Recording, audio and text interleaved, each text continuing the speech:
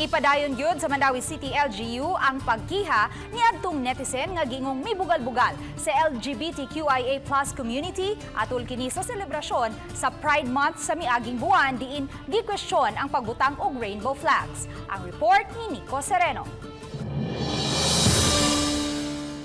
Giandam na ni Mandae City Treasurer Attorney Regal Oliva ang affidavit bahin sa reklamo nga ilang isangat. Bato kini sa netizen nga si Roch Dungog nga mikwestiyon og nakakomento kabahin sa mga pride flags nga gidisplay sa dakbayan sa Mandae ni adtong miaging buwan. Nagka-communicate na sila si Oliva og Dungog pinaagi sa social media. Apan matud pa, ipadayon gyud ang pagsangat og reklamo. Putting the gay boy in a lower level than the straight or heterosexual people. So actually we would want to educate these people, but I think saying that in social media and tagging Mandae City would be is already he crossed the line. Kalapasan sa Safe Spaces Act, LGBT Code ug Anti-Discrimination Ordinance ang ilang planong isangat.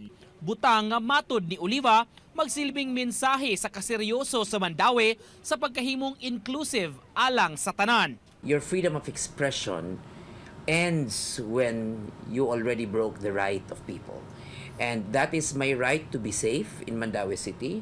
And once you call Mandae City, which is the most inclusive city, that term, then you deserve to also face, because we have laws, we have ordinance. Una nang nakuhaan sa GMA Regional TV o pamahayag si Dungog kabahin sa plano sa dakbayan. Di kuno niya intensyon ang pag-offend sa mga tao apan nangutana lang.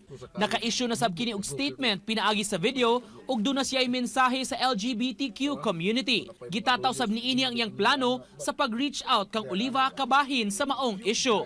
Samtang si Oliva mipasabot, bisan kung natapos na ang Pride Month, magpadayon ang advokasya ug kausa nga ilang gibarugan.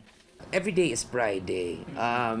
Until such time that violence and discrimination will stop, and until such time that we will stop celebrating Pride Month, that is when we will say that the world is equal and the world is accepting to everyone.